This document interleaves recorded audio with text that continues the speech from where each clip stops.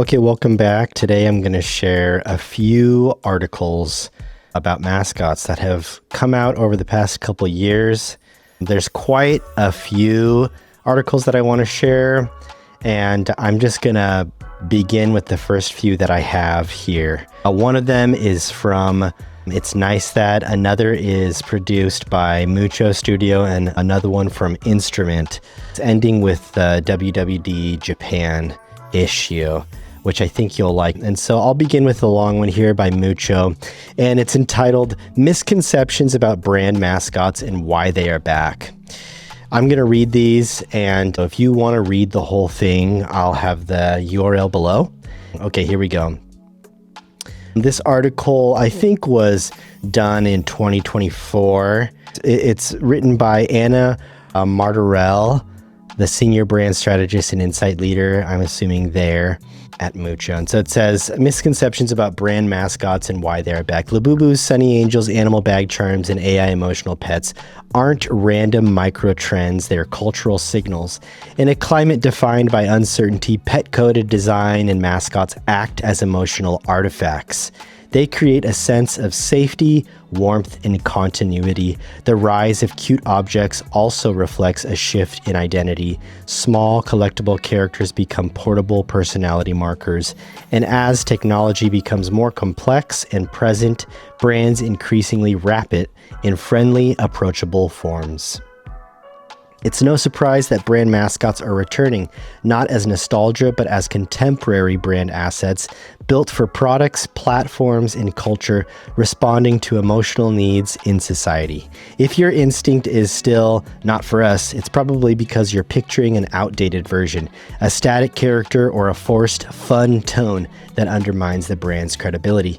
The current wave is different. Today's mascots are dynamic, digital-first assets designed to scale, connect, and evolve. They can guide the customer journey, activate the brand in real spaces, humanize campaigns without diluting authority, power playful content, and make the brand more tangible and memorable. Before ruling them out, it's worth revisiting 5 common misconceptions about mascots. I like this intro. I feel like it hits it on the nose. We've seen mascots before. We've seen characters in brands, and they often feel like they're pandering or patronizing or feeding some sort of propaganda to us, forcing us to have fun. And their argument here is that today's modern mascots in tech and online are not the same things, and that we are embracing them as we update our identities and search for like these outlets that we connect with, that are safe, that are warm, that create a community.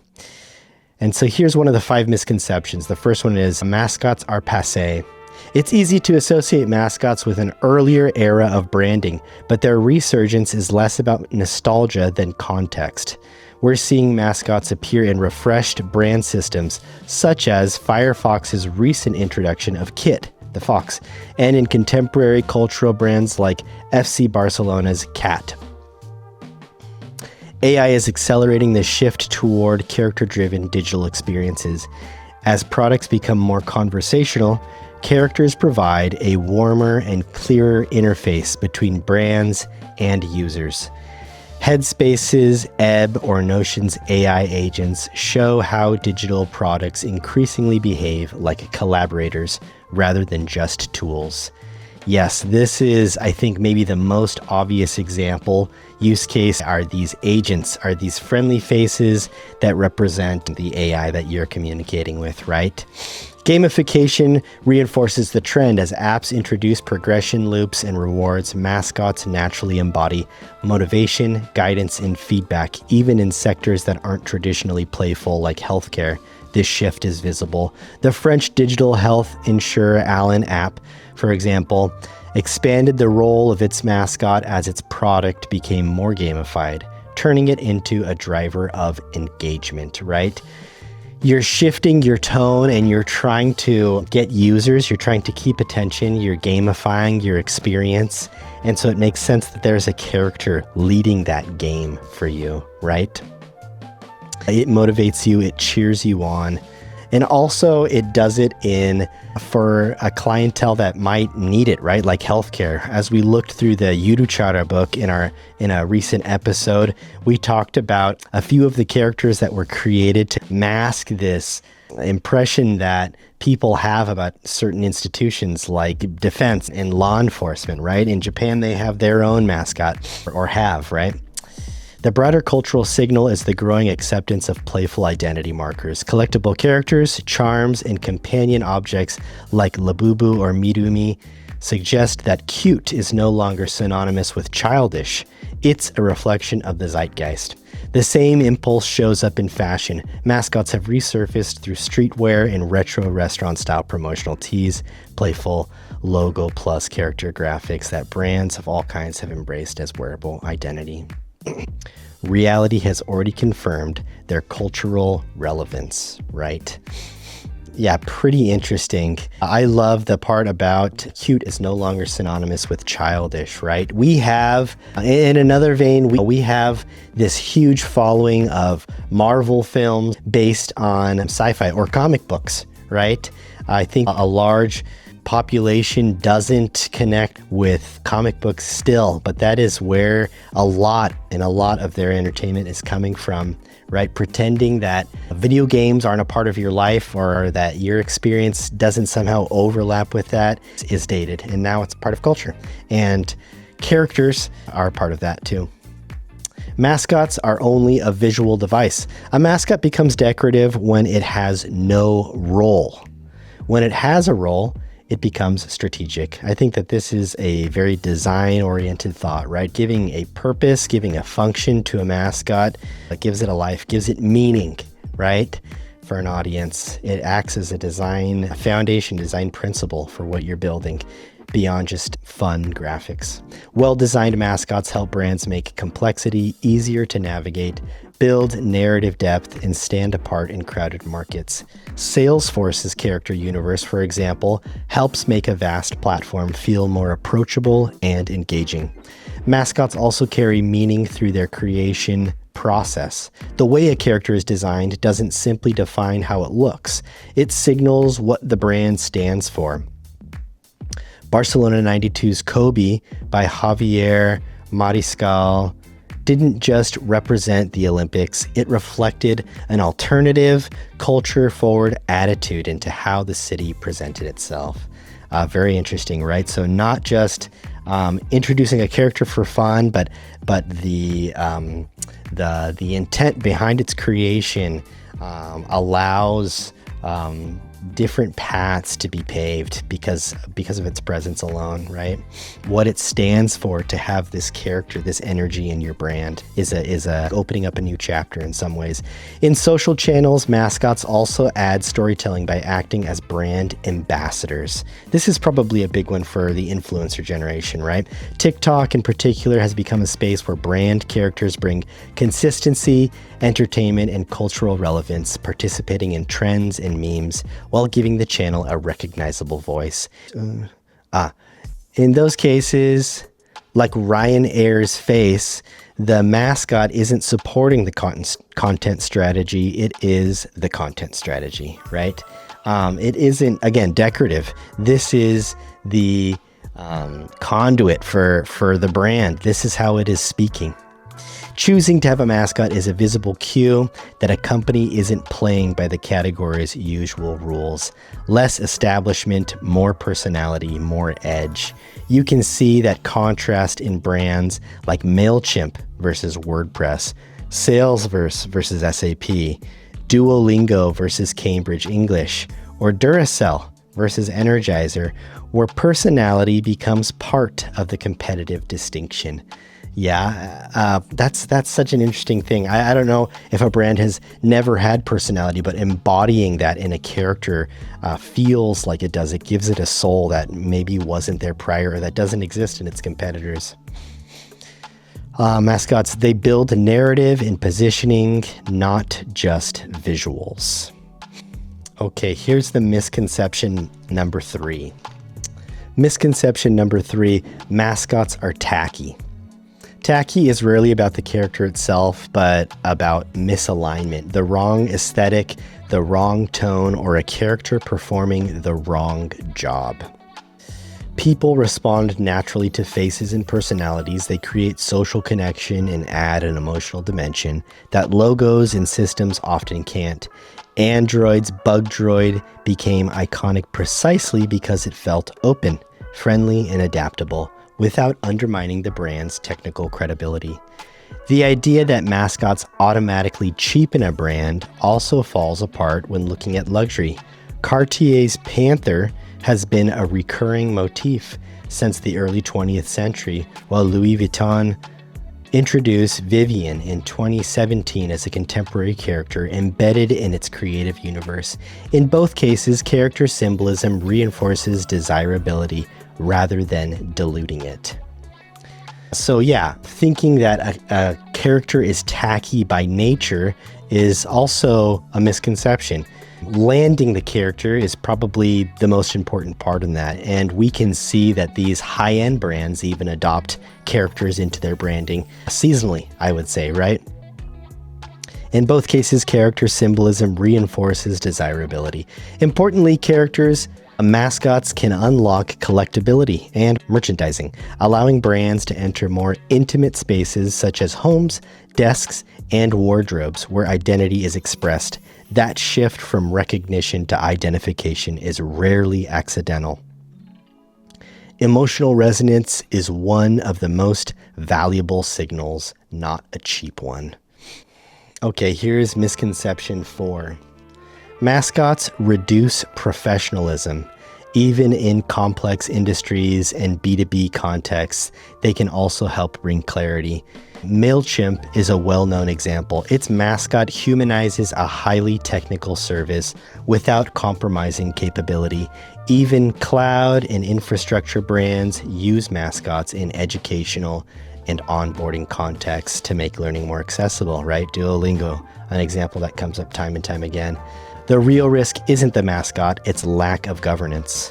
Fatigue happens when a mascot is omnipresent without a clear purpose. The best mascot systems can be truly transversal, integrated across the brand with a strong role. But there's another equally valid model. Mascots designed for specific contexts, deployed to solve a clear strategic need, right? Mascots designed for specific contexts, deployed to solve a clear strategic need, right? That is informed, that is intentional design, that is everything beyond just being decorative, right? This is the idea that we keep hitting home time and again. I think I hear this a lot. That's often the hesitance with bringing illustration and characters into a brand, is that it will lessen your professional image, your sophistication, right? Not wanting to appear too cute, not wanting to appear too cartoony. There are plenty of references where these design principles are used, right? And done well. Yeah, MailChimp is a great example. It's a smiling chimp, which is crazy, actually, if you think about it. It can be very cartoony, but it has the warm charm that I think works so well. Connecting with a particular audience, such as a child-friendly airline mascot, Lufthansa's Lou and Cosmo, helping a brand feel culturally native in a specific market like IKEA's mascot in Japan, acting as seasonal awareness and accelerators like Coca-Cola's Santa, adding desirability to a specific layer of the brand experience like loyalty mascots, such as, I don't know how to say that, becoming a content pillar within a single channel like EasyJet's Croque Monsieur, representing the brand only in a specific environment or product world, such as Dropbox's crypto project mascot Drop. Professionalism isn't undermined by a mascot. It's undermined by poor governance, inconsistency, misuse, and overexposure. I think that this probably happens the most as people develop brands around trends, right? Which is funny because we're discussing this whole topic of mascots as it reemerges. And so we see a lot of small businesses and solopreneurs starting a brand with a simple mascot, right?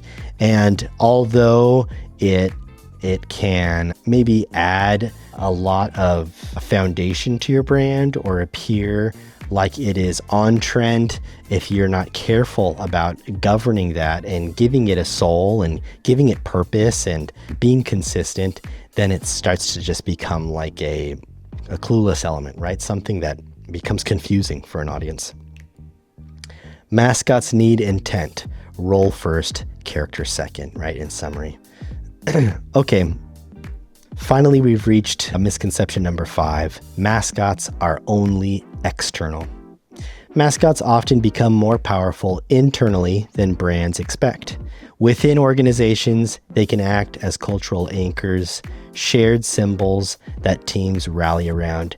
They appear in onboarding materials, town halls, team events, office environments, and the small everyday rituals that reinforce belonging. They are cultural anchors, right? They can be in everything. Yeah, that's pretty interesting, limiting that. But a character can move and speak and react and appear in locations that a mark can't. Because values are experienced through symbols and behaviors, not statements in a PDF, a mascot can embody how we act far more effectively than guidelines alone. This becomes especially relevant in periods of growth, transformation, or distributed work, where shared reference points become harder to maintain. Used thoughtfully, a mascot becomes a unifier rather than a distraction internally as much as externally. Their internal glue, belonging, pride, and ritual. In conclusion, mascots are experience engines. A mascot isn't a costume, it's a behavior layer. How a brand shows up, not just how it looks. Logos identify, design systems organize, tone of voice guides. A mascot adds present, a consistent way to deliver warmth, clarity, and engagement across product, culture, and communication. Mascots shouldn't be automatic, but they shouldn't be dismissed either. In today's landscape, the right character, well-designed, well-governed, and built with a clear role can be one of the most versatile brand assets a company can develop. Really, it sounds like much more of a responsibility to own a brand with a mascot. You need to maintain the voice and what that character is doing and exactly how it's responding. It's like letting an employee out to run your Instagram for fun or something like that, right? You want PR to tailor them, to prep them for what is really going to happen, because they start to embody all of these things that you try to convey with your visual identity alone or through your copy, right? A mascot adds present, a consistent way to deliver warmth, clarity, and engagement across product, culture, and communication. They shouldn't be automatic. I guess that shouldn't be the first answer then when a company is looking to brand. You should be dialed in on the decision making behind that choice, right? Yeah. Okay, so in review, again, with Mucho's misconceptions about brand mascots and why they are back. I love these main points. Reality has already confirmed their cultural relevance through gamification, through AI, through updates in technology, and how we interface with it, right? Mascots build narrative and positioning, not just visuals, right? They're not just decorative. They allow for a flexibility in a brand to extend your brand, right? They have a voice beyond just decoration, and that happens especially as you use them intentionally. Mascots, the emotional resonance is one of the most valuable signals, not a cheap one, right? This idea that mascots can't allow people to emotionally resonate is also dated. They do. People respond to characters, respond to living things, and we have to take note of that. And we have to try our best to cater that to who we're trying to talk to, serve them with that character. Mascots need intent. Role first, character second. Yes. Define what the use is for this thing. Define if it's seasonal and why. Define what it's saying, what it looks like, how it's shaped, how it fits. Yes, don't just AI that. Think of its use case first, then create your character. And then finally, they are internal glue, belonging, pride, and ritual. Yeah, as a company and for your audience, I think that this is true. A character can live and breathe in many other scenarios, extending your brand in so many good ways. So that's a great article. Okay, let's see. I am burning on time here, so I'm going to move on to the next one. This is from Design Studio Instrument. I believe they're based in Portland and New York and remotely. They are an excellent design studio known for work with Nike, Electronic Arts, Uber, and Microsoft. And their recent article, I think that this one might be more recent than the last, says, "Everybody wants a Clippy. Why your AI assistants look and feel is your next brand frontier." Yeah, so this is specifically focused on AI agents and mascots in that sense. I don't know if it strictly says mascot here, but let's find out. This was written by Matt Katz, the Executive Strategic Growth Director there at Instrument. In the mid-90s, Microsoft's Clippy became a memorable part of early digital experiences. If you've ever used a Microsoft Word, you've seen Clippy pop up in the corner and suggest things for your writing. While its approach didn't always align with how people preferred to work, it represented a genuinely innovative idea that a digital assistant could have character, presence, and a distinct visual identity. I think all of these things were referenced in Mucho's article too, right? Clippy was a character that lasted the test of time, and in many ways, Clippy paved the way for how we think about AI assistants today. Whether in memes or in other mediums, Clippy has persisted this idea of a paperclip character with eyeballs, yeah? The rise of sameness. We're living in an era where AI assistants have become essential to how brands interact with their customers. Yet most organizations have defaulted to the same interaction paradigm: a text input field, a spinning loader, a streamed text response. If it's AI, it's got to have the sparkle, right? Referring to those little stars that we see in Gemini and other places that represent the AI emoji symbol. ChatGPT set the template and everyone followed it. The result is a landscape where many AI-powered assistants feel eerily familiar because they're all the same, right? Same boring page, same boring layout, UI, and that's probably because we're all racing to get to the top. A missed opportunity. That gap represents a significant opportunity. At Instrument, we work with clients who are asking the right questions. How do we make our AI assistant feel distinctly ours? This goes far beyond slapping a logo on a chat interface. What does the loading state look like? Does your assistant have an icon? And if so, does it move or animate in a way that reflects your brand's energy? How does the interface respond to a prompt? Is it minimal and zen, or playful and expressive? What about the voice, tone, and personality embedded in the responses themselves? All great questions to think about when creating your AI assistant. Different angles, different touch points, different human responses and reactions to how you are trying to connect with them through your services. Designing for brand expression. The key insight is this: your agentic assistant should embody the soul of your brand. If your brand is playful and irreverent, your assistant can lean into humor and fun. If your brand is premium and precise, the experience should feel refined and intentional. The real risk isn't having a point of view, it's adopting one that doesn't align with who you are, like Clippy. Yeah. It's about designing the full sensory experience of interacting with your brand's intelligence, right? Don't misalign. Don't buy into something that doesn't identify with you or share what you are trying to share. Personality is the product. Beyond the visual and tonal elements, there's an even deeper layer to consider. The traditional prompt-based paradigm is just one mode of interaction. What if your assistant proactively delivered personalized experiences? What if generative UI allowed the interface itself to reshape based on context and user needs? These aren't just nice to haves, they're competitive differentiators, yeah? What if your AI talked to you like an actual human? What if it could get up and give you recommendations and references and think about your needs? What if it could change its position and its pose based on your demeanor and your tone of voice and treat you like a human being and not a number or a customer? Beyond the chat box, right now, while many brands are treating their AI assistants as a commodity feature, there's a window to create meaningful distinction.